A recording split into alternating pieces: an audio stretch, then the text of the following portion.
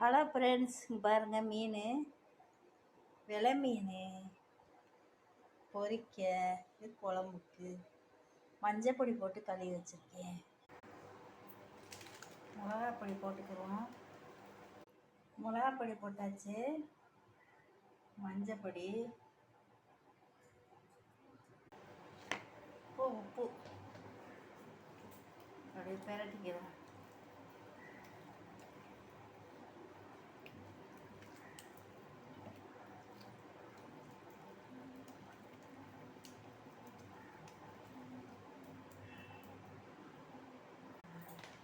கொஞ்சோண்டு எண்ணெய் ஊற்றிக்கணும்.